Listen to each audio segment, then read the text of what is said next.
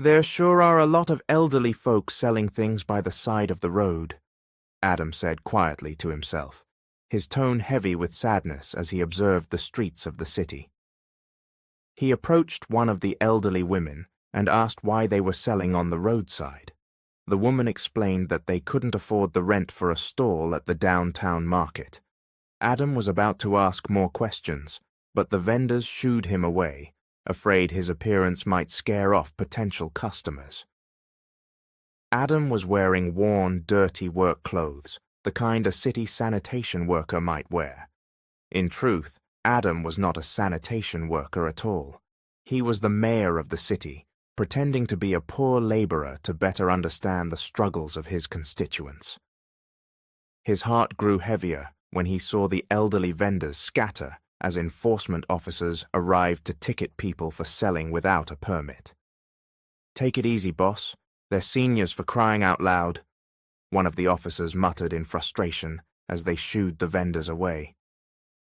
Adam could do nothing in the moment, so he returned to his car, changed into his suit, and headed back to City Hall. He immediately set things in motion to address what he had seen.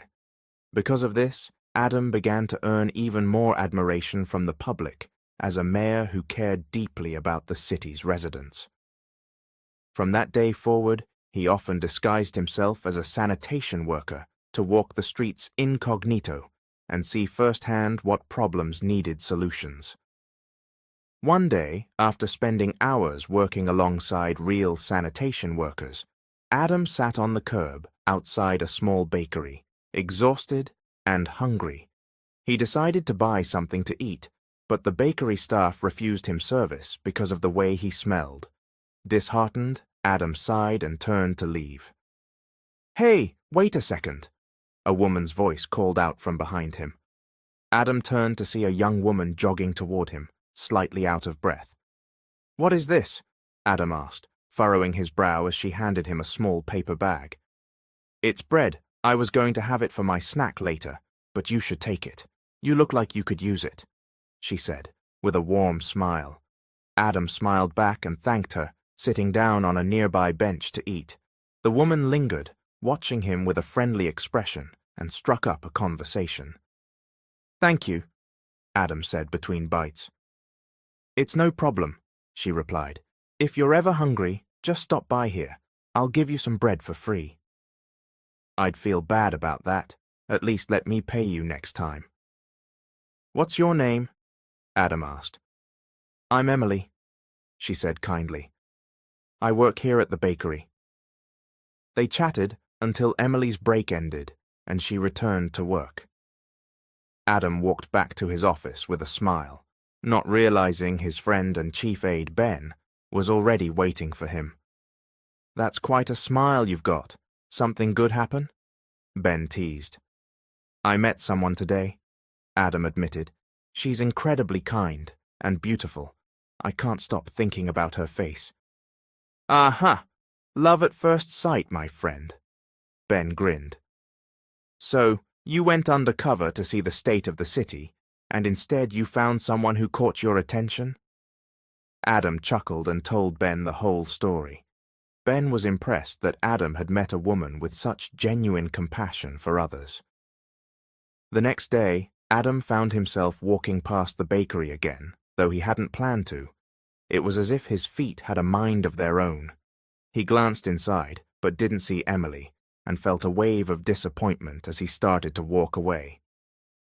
Suddenly, he bumped into someone. "Ow! Hey, watch where you're going!" the woman exclaimed. "Oh, Emily, sorry, I didn't see you," Adam said quickly.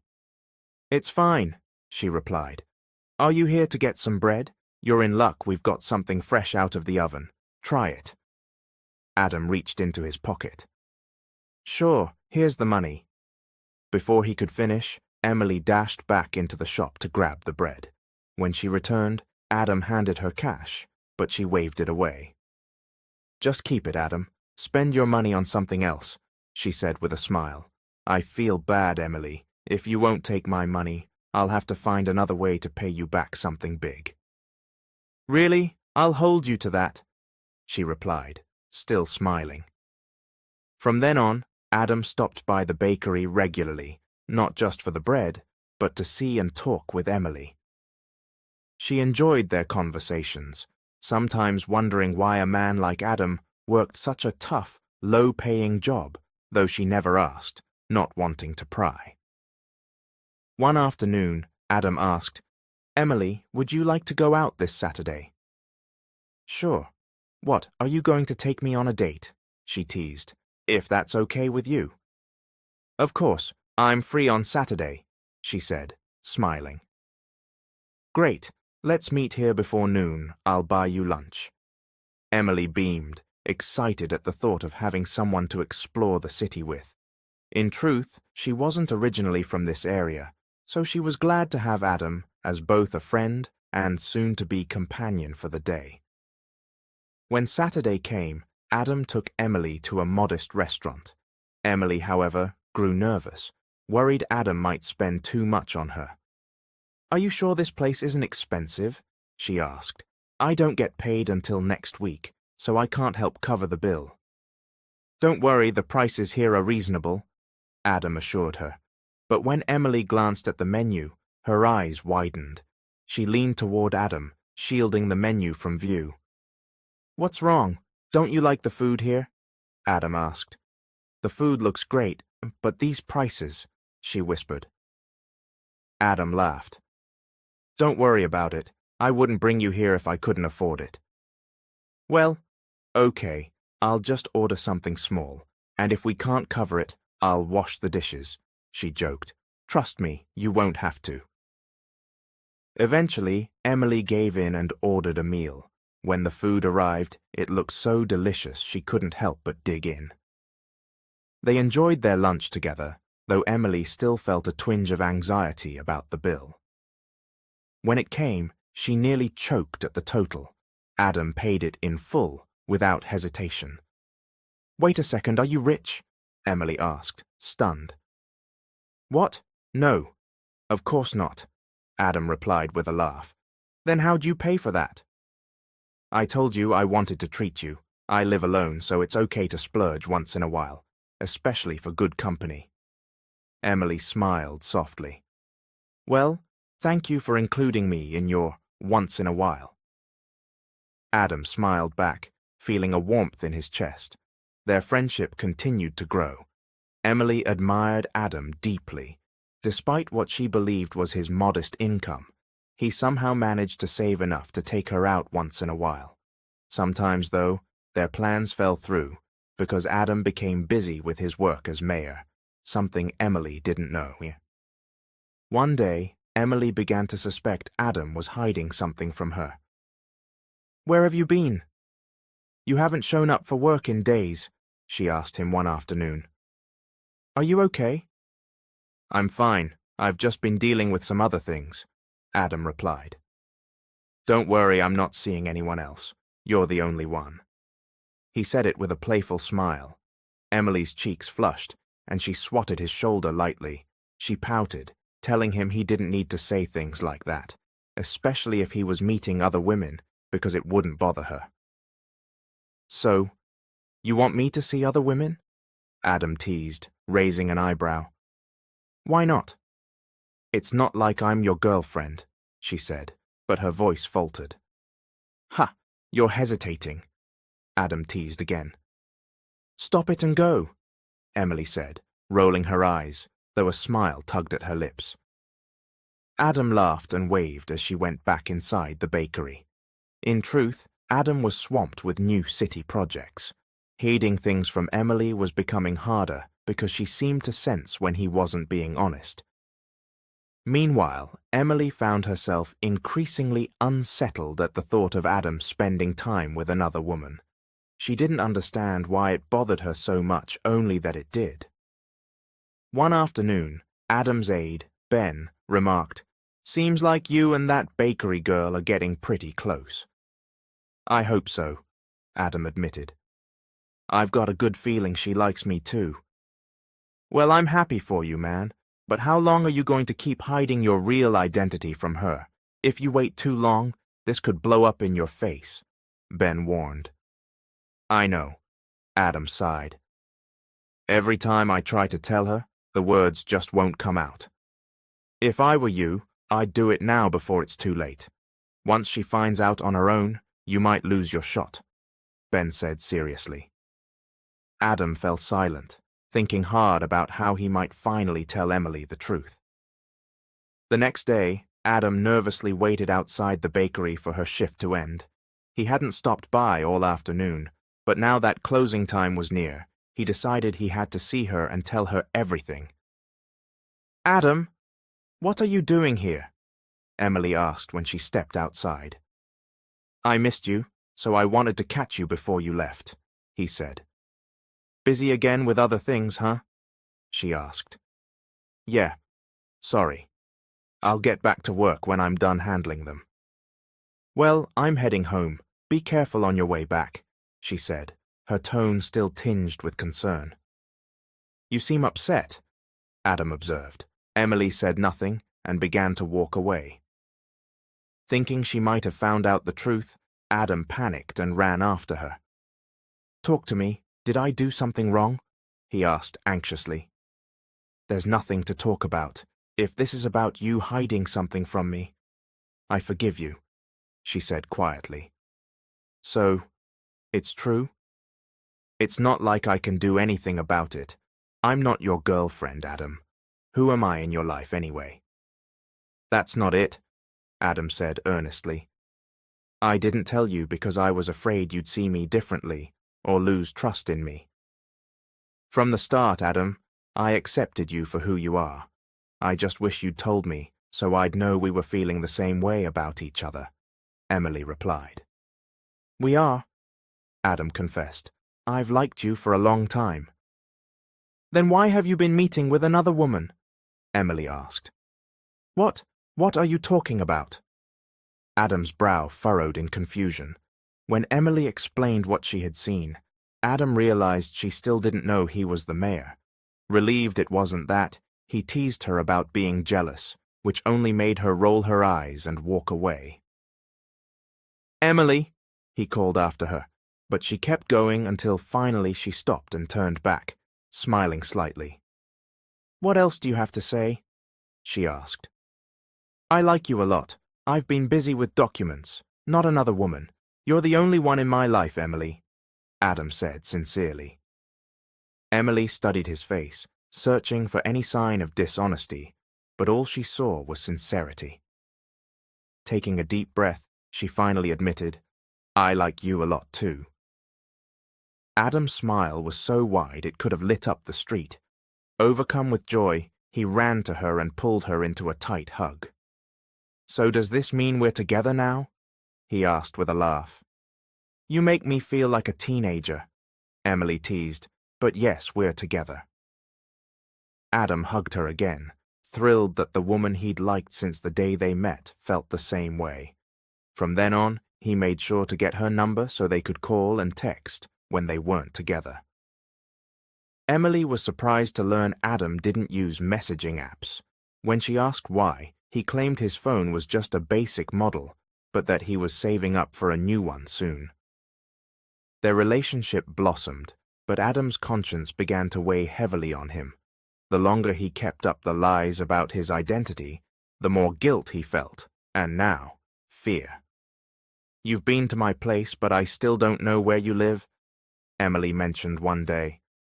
"I'm embarrassed. I'll take you there when I have the courage. I promise," Adam replied. "You have nothing to be ashamed of," Emily reassured him. "As long as we have a roof over our heads, that's what matters. We're in the same situation anyway." Adam forced a smile. She was so kind that his guilt deepened. The two sat quietly for a while. Adam began to think seriously about finally telling Emily the truth, but before he could speak, she said, "Maybe that's why I fell for you, because you understand my life. If our situations were different, I'd probably keep my feelings to myself." "You don't like wealthy people?" Adam asked, surprised. "They're hard to understand. It would be different if I were wealthy too. Then if I entered that world, I wouldn't be underestimated because I could stand on my own," she explained. Adam felt his fear grow. Not only was he drowning in guilt over his lies, but now he was terrified that Emily would leave him if she knew the truth. As time passed, his sadness became harder to hide. Emily noticed the troubled look on his face and asked what was wrong, but Adam always insisted he was fine. Concerned, Emily asked some of the sanitation workers if they knew where Adam lived. Since Adam had paid them to go along with his disguise, none of them really knew what to say. One finally lied and gave her an address. "Thanks. I just want to visit him. He seems so down lately," Emily said, before leaving. When the worker realized what he'd done, he immediately called Adam's office to warn him. Adam shot up from his chair in alarm, startling Ben. "What's wrong?" Ben asked. "Emily asked the guys for my address, and one of them gave her a place. She's on her way there now," Adam said, shaking his head. "Told you you should have been honest from the start." "So what are you going to do now?" Ben asked. Adam didn't answer. Instead, he called the worker who owned the house and asked to rent it for the day. The man agreed, and Adam rushed over to prepare. He tried to memorize where everything was so it would seem like his own home. Soon after, Emily arrived and spotted Adam sweeping outside. "So this is where you live?" she asked curiously. "Emily, what are you doing here?" Adam asked, nervous. "I've been worried about you. You've been distracted for days and haven't gone to work in weeks," she said. "Come in," Adam said, swallowing hard. Luckily, he had just finished arranging the house to look like his. Emily glanced around while Adam busied himself in the kitchen, making coffee. He invited her to sit so they could talk. "Can you really not tell me why you haven't been going to work?" Emily asked. "I'm worried about you." "I'm fine, just busy taking care of some things," Adam replied. "That's why you sometimes zone out when we're together, isn't it?" she pressed. "I've had some issues with documents," he admitted vaguely. "But don't worry." "Why not tell me? Don't you trust me? Maybe I could help. I'm your girlfriend, Adam. I'm willing to help you," Emily said. Adam wondered how much longer he could keep lying to her. She had been nothing but kind, visiting him at work, taking care of him when he was tired, and here he was, deceiving her. "Are you hungry?" "I can cook something," Adam offered, trying to change the subject. "You know how to cook?" Emily asked with a grin. "Of course, I've lived alone for a long time," he replied. "Careful, I might fall for you all over again. I've always wanted a boyfriend who could cook," she joked. Adam forced a laugh and began preparing food, but because the kitchen wasn't really his, he struggled to find utensils and ingredients. Emily decided to step out to buy soda. On her way back, she overheard some elderly neighbors talking about unfamiliar people in the house. "They're probably just guests. I'm sure the owner knows," one said.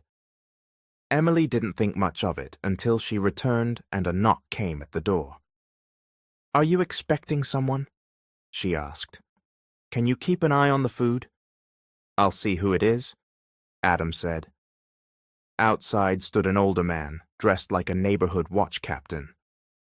"Someone reported an unfamiliar person here. How are you related to the owner?" "He's a friend. I rented the place for the day," Adam replied calmly.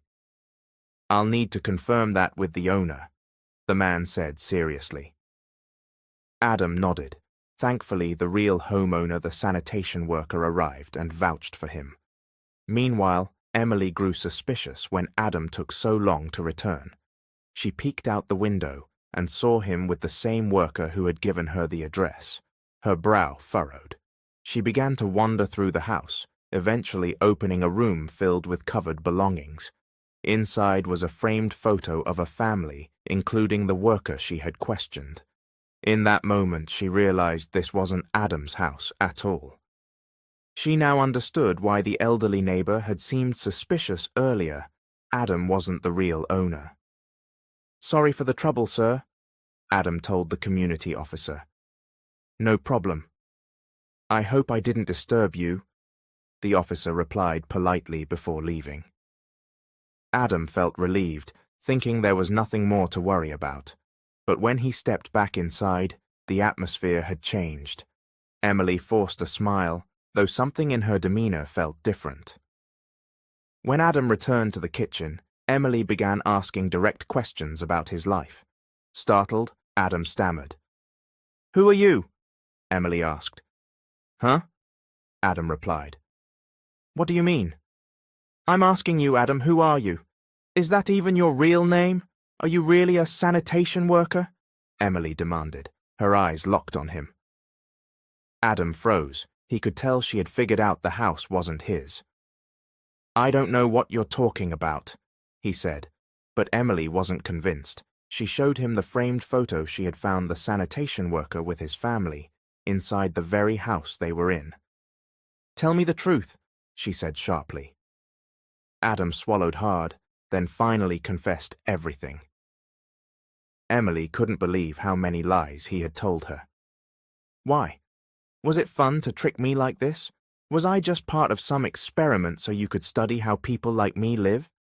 she asked, her voice breaking. Adam shook his head. "No, Emily. I really like you more than like you. I love you. I was afraid that if you knew who I really was, you'd leave me." "So what was your plan? Keep me believing you're a sanitation worker forever? Do you think your lies would keep me from leaving?" she shot back. "I'm sorry. Please forgive me," Adam pleaded. "How can I forgive you when I don't even know who you really are? For months you made me believe we were the same, that you were just an ordinary guy like me. And now I find out the man I fell in love with is someone powerful." Adam tried to get closer, begging her to understand. But Emily was overwhelmed. She felt like their entire relationship had been a lie. Tears streamed down her face as she pushed him away, grabbed her bag, and ran out the door. Adam chased after her into the street, but she quickly hailed a cab and was gone. He didn't give up. He went straight to her apartment and knocked loudly. Even as heavy rain poured, he stayed outside, calling her name. "Please forgive me. I never meant to hurt you. I was just scared I'd lose you if you knew the truth," he shouted. "Leave! I can't see you or hear your voice right now," Emily cried from inside. "Just give me one more chance. We've been together for months, and not once did I mean to deceive you out of malice. Every time I tried to tell you, fear got the better of me," Adam pleaded. Emily didn't answer, only sobbed behind the door until she eventually fell asleep. Emily woke in the middle of the night and remembered Adam was outside in the rain. Thinking he might have left, she got up to get a drink from the kitchen, but then she heard a faint voice from beyond the door. Her eyes widened, and she quickly opened it. "What are you doing here? You're soaked," she said in alarm. "I'm not leaving until you talk to me," Adam replied firmly. "It's pouring. Get inside," she insisted. "I'm sorry, Emily. Please don't leave me. Forgive me," Adam said, his voice raw. Emily bit her lip, fetched dry clothes for him, and made coffee to warm him up. She noticed he felt feverish. Even after he changed and showered, his temperature was still high, so she made him lie down in her bedroom. All night, Adam could say nothing but apologies, while Emily silently wept, letting her anger spill out in tears. A few days later, Adam was finally well enough to eat and stand without feeling dizzy. "You're leaving already? You just recovered," Emily said. "Sorry, but I've been gone from City Hall too long. They're probably looking for me," Adam replied. "But you said you already called your secretary," Emily reminded him. "I did, but I'm sure my work is piling up. I probably have a mountain of things to catch up on," he said. Emily felt a pang of worry. Since Adam had gotten better, their days together had been peaceful. Neither of them had brought up their earlier conflict, and neither had tried to discuss it. "I'll call you later or come back tonight," Adam said. "You'll come back?" she asked. Adam nodded. He didn't need to explain further. She understood what he meant. He knew he was at fault, but didn't want them to simply bypass the problem without truly resolving it. Still, Emily feared what their future might look like if she forgave him and continued their relationship. Their lives were too different. Determined to address things, she cooked a meal and brought it to his office. "Can I help you?" Ben asked kindly when she arrived. "I'd like to see Adam, if I can," she said. "Mayor Adam?" Ben clarified. "Sorry, there are two Adams here. I'm his secretary. Come on, I'll take you to his office." Emily followed. When they arrived, she saw Adam pacing, clearly exhausted. Ben explained he had just come back after several days away and was scrambling to get up to speed.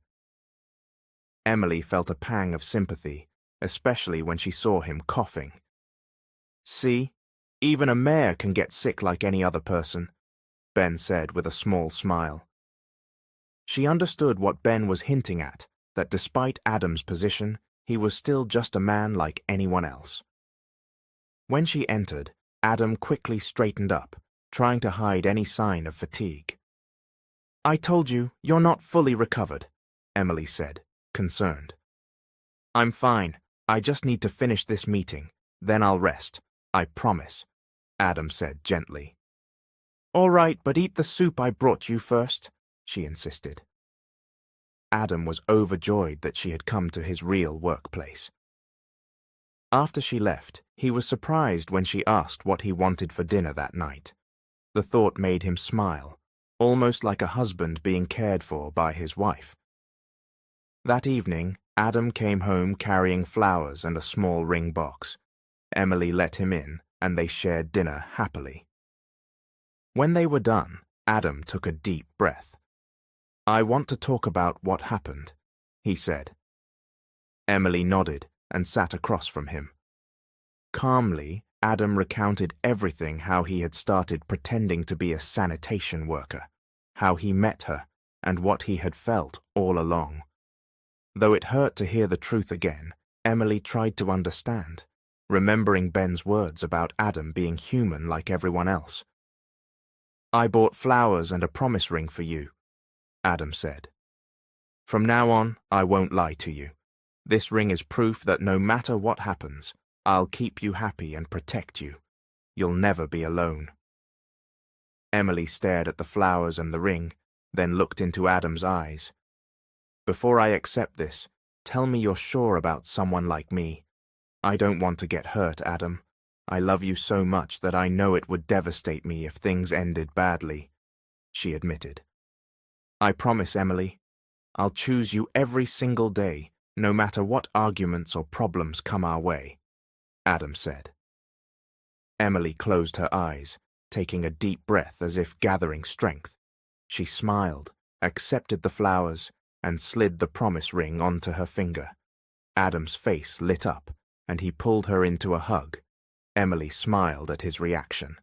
Adam gently kissed her, and when he began to pull away, she tightened her arms around his neck.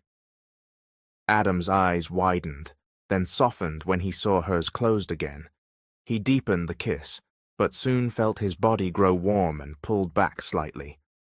"It's getting late. I should go," Adam said. "Don't you want to stay?" Emily asked. "I do, but I don't want to do anything you're not ready for," he replied. Emily swallowed hard, unable to say that she wanted the kiss to continue. She simply nodded. Adam smiled, gave her another quick kiss on the lips, and left. She sighed and arranged the flowers he had given her. In the days that followed, their relationship settled into a comfortable routine. Adam focused on his work during the day, then headed straight to Emily's place for dinner in the evenings. They bonded over shared meals, laughter, and conversation. One night, however, Emily came home later than usual. She had gone out with co-workers to celebrate a birthday and ended up having a few drinks. "You're drunk? I didn't know you drank," Adam said when she arrived. "I usually don't. I tried to avoid it, but I couldn't get out of it this time." "Sorry," Emily replied. "It's fine. It's good for you to spend time with other people. There's nothing wrong with having fun with your co-workers, he reassured her. Really? You're not mad? She asked. I trust you, Adam said, pulling her into a hug. Emily smiled and told him she was lucky to have such a kind boyfriend. Emboldened by the alcohol, she kissed him deeply. Adam kissed her back, and soon their kisses grew faster and more intense. Emily climbed onto his lap as he sat on the sofa, unable to contain her longing. Adam swallowed hard, telling her not to rush things, especially while she was drunk, but she didn't listen and kept moving against him. His breathing grew heavier as he struggled to resist, but eventually he gave in. He gently laid her on the bed, their lips never parting. They both felt swept away by the moment. The next morning, Emily woke feeling exhausted. Adam told her to take the day off, joking that they had gone full force the night before. Later that morning, she surprised him by kissing him again, leading to another round. Will you be coming back here later, so I'll know how much to cook? Emily asked playfully. I'll call you, love, Adam replied. Come on, I'll walk you to work before I head to mine. Hand in hand, they left her apartment. From then on, their life together was happy.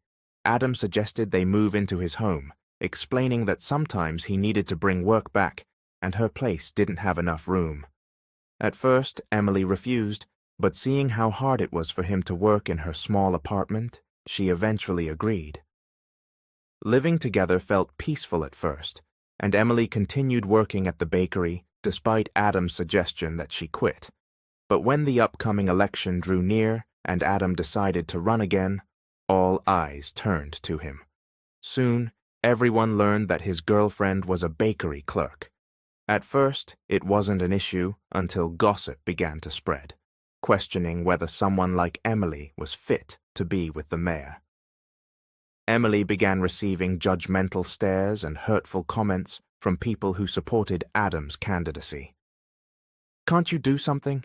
Everywhere I go, people say I'm only with you because you're rich, that I'm using you to move up in life, Emily complained. After the election, I'll clear everything up. If I speak now, they'll twist my words and use them against me. Please, let's endure this together, Adam said. I can't take it anymore, Adam. Even when they're just buying bread from me, they say cruel things, Emily replied, her voice breaking. I'm sorry, Adam said. He tried to fix the public's perception, even asking Ben to speak publicly about their relationship. But just as Adam had feared, it was used against him, and Emily's job at the bakery became a weapon for his opponents.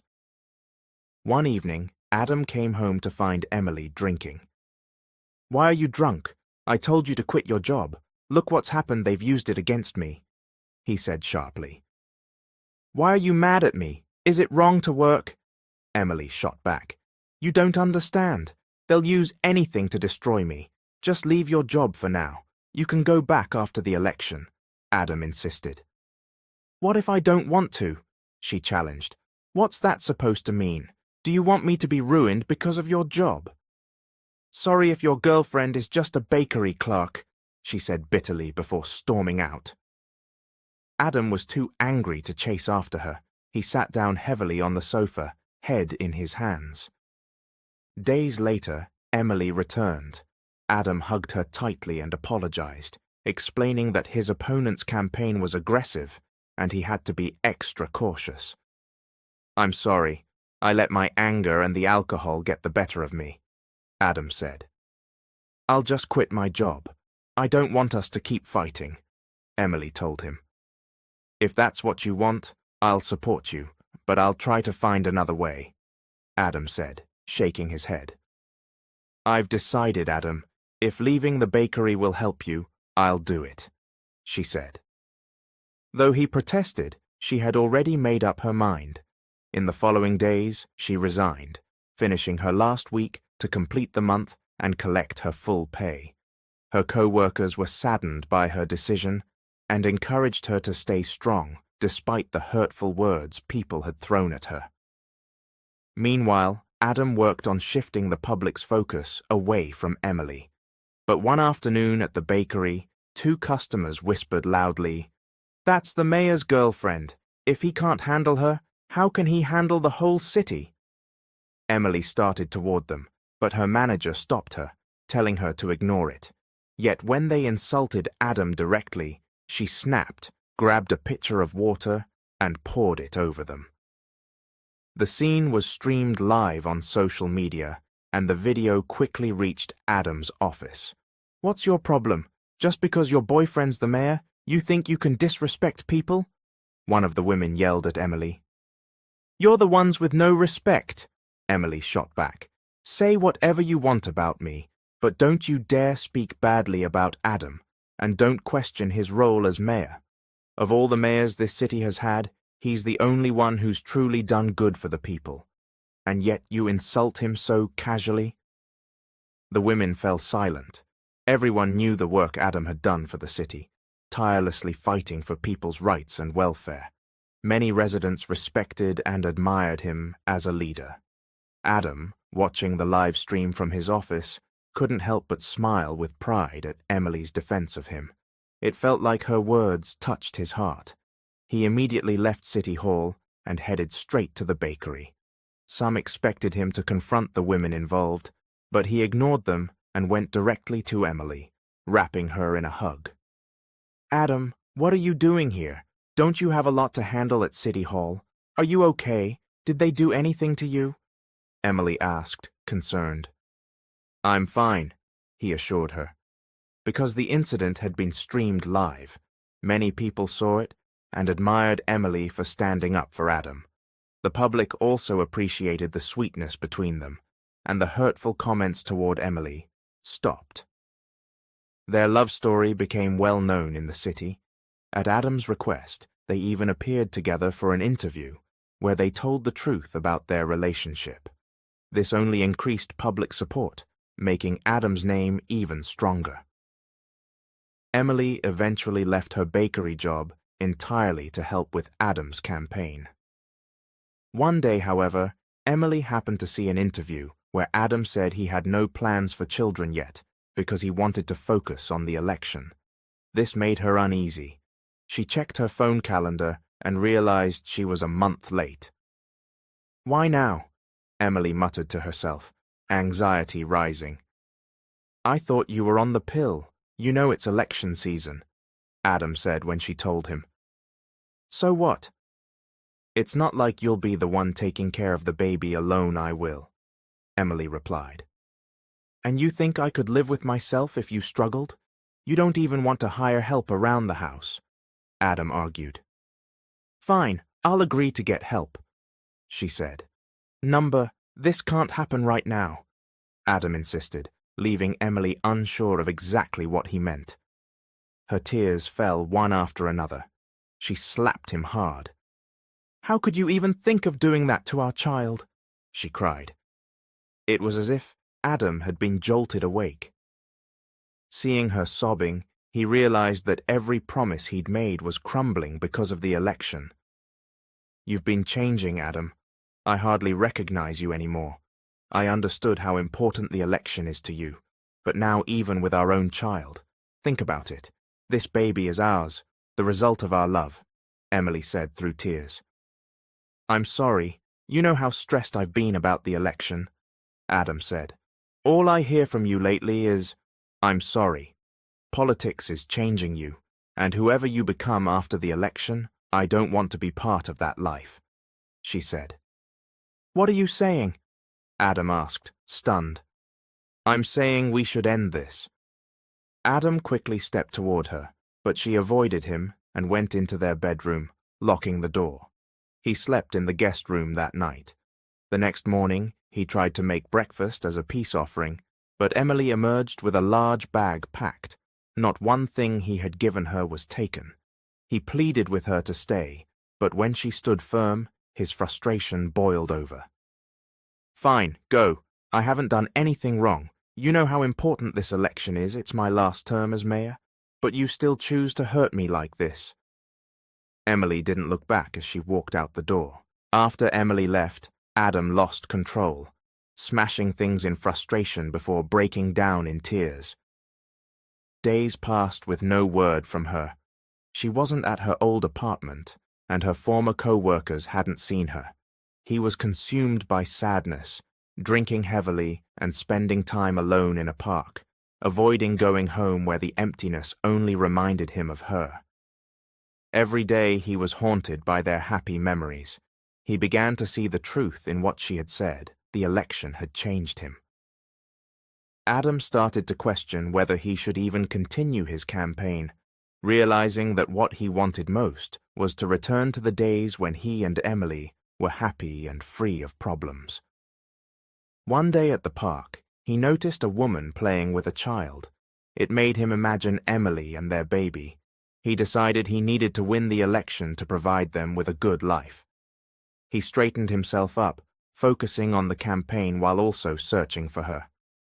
"Please, if you've heard anything about Emily, tell me. My girlfriend is pregnant, she needs me," Adam pleaded with one of her old co-workers. "I'm sorry, Mayor, but we really haven't heard from her," the woman replied sadly. Despite the disappointment, Adam didn't give up. He kept sending her messages and calling her number. Mornings were for campaign work, afternoons were for looking for her. "Are you really not going to see him? He's been begging us for days to help find you," a friend asked Emily when she was visiting an old co-worker. "I know what he did was wrong," her friend added, "but if you saw how he looks now, you'd feel sorry for him." Emily's resolve wavered, wondering if Adam was eating properly or managing on his own. But she remembered the doctor's warning to avoid stress because the baby was fragile.